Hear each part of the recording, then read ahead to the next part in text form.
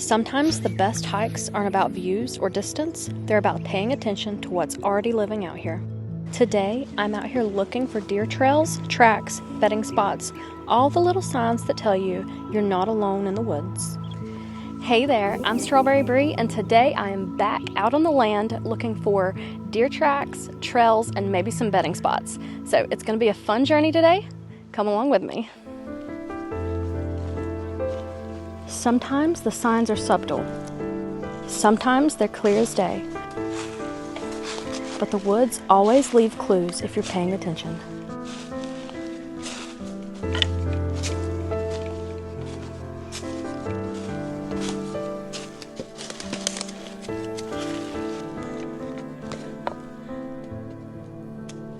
So I was just dabbing around checking, making sure there were no snakes in my path, and I think we found our first footprint. So if you look closely, there's a little indentation in the dirt right here, and then right over here you can see two little pointed marks. So that would be perfect for a deer hoof. Looks like they were maybe going that direction there to the left, and that's pretty close to the house site.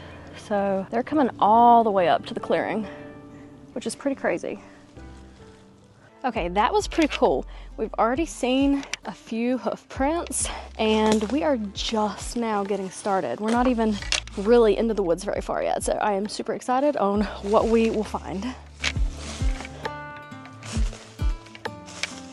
Okay, I found something pretty interesting. Now look right here at this tree bark. You see how it's kind of scratched off? It doesn't look like the rest of the tree bark. There's some marks there, there's some marks right here, and there's some marks lower down. Now, these could be older deer marks. It's early May right now, so the deers are not rubbing the velvet off their antlers yet. So these could be old marks, or they could be something else. Bear, bobcat. I'm not really seeing claw marks, but there's some distinct rubbing there. Very, very cool to see. I really hope it's not bear, because I really don't want to come in contact with bear. I'd probably pee on myself. So there's definitely something right here on this tree. Now let's take a look at the ground below it to see what other clues we can find. Okay, so we have a print of some sort right here. You can see it's definitely imprinted in the leaves right there. Oh, we found poop. Look at that, look at the poop. That's pretty large. I guarantee you that is some deer scat right there. And there's some more up here.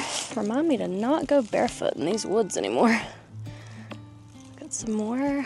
So they're walking right up through here, maybe rubbing on the tree a little bit. If those rubs are old, they'd be from like fall, but now this poop is not old, because the poop wouldn't last that long. Interesting. Oh, I see another print. Another one right over here. Right here.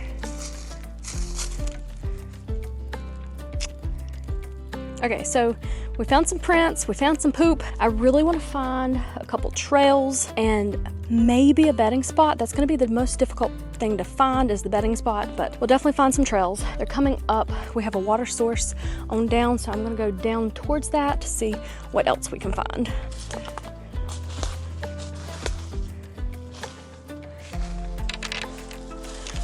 And we have another pile of poop near the tree, just like the other one. I bet they're stopping at the tree, doing their thing. Looks like there's a little bit of rubbing right there. Very, very cool, very interesting. So when looking for a deer trail, we're not looking for something very wide. It looks like someone took maybe a little slice through the woods. It's maybe a 6 to 12 inch little path, like teeny tiny. Think small deer legs and hooves walking in this exact same spot. It's gonna be a lot smaller than any human path, and that's what we're gonna look for when trying to find the deer path. Okay, I actually believe I already see one, so this would line up perfectly. If you look right through there, you'll see kind of a path that's too small for humans to really follow, but it leads right up to this spot where our poop is right over here. I'm gonna walk the path real quick and show you exactly what I'm talking about. So it looks like the path goes right through here, and it's just a teeny tiny little trail. One, too small for humans, but definitely beaten down, not something that is naturally occurring. We've got some more prints right here in the moss. That is definitely some deer prints. Looks like a smaller deer, but you can see the pointed in the toes, and it is right along our path.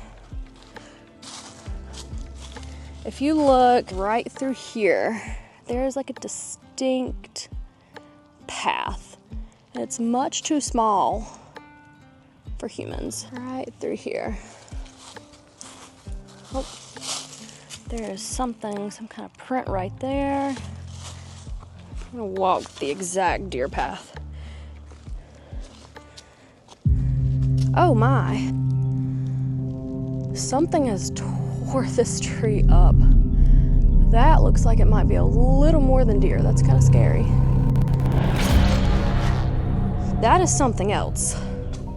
What it is, I don't know. That's something with claws. Kind of scary now.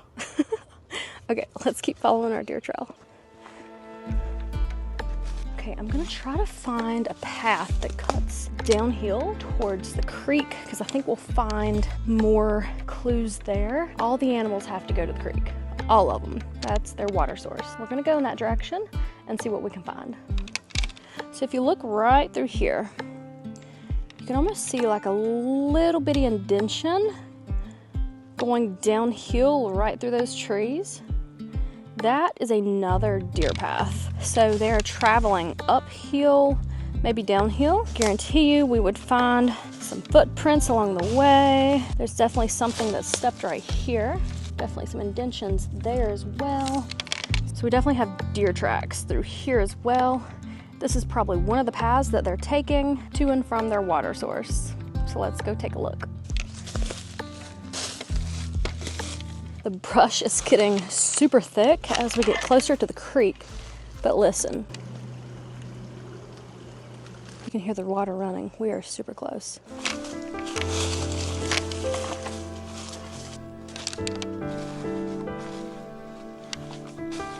And here it is. This is the creek.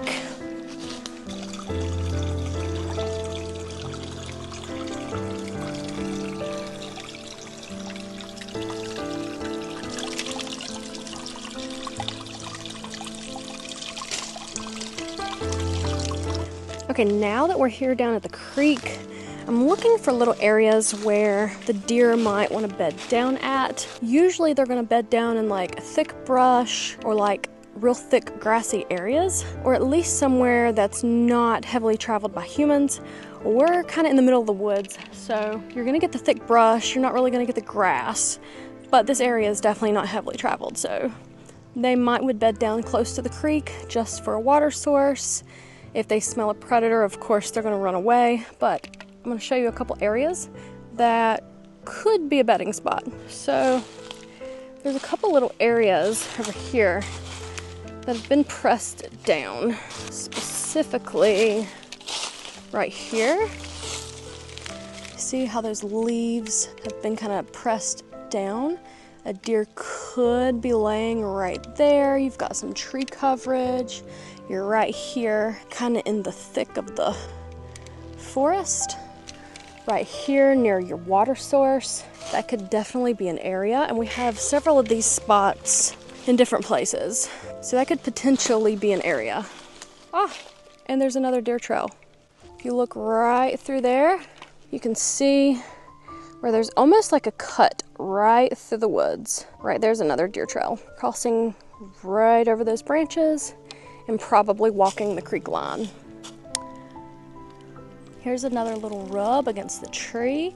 You can see how that bark is kind of new looking, and it's just been chipped off by probably an antler. So we've got confirmed trails, potential bedding spots, and a water source. There is definitely an entire hidden world moving inside of this land.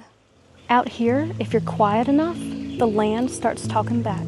You just have to slow down enough to hear it. The more time I spend out here, the more I realize how much is already happening when no one else is around to see it. Thank you so much for coming along with me today. I am so excited we were actually able to find deer trails out here. I just love slowing down and seeing what all nature has to offer. I'm Strawberry Bree, and I will see you on the next hike.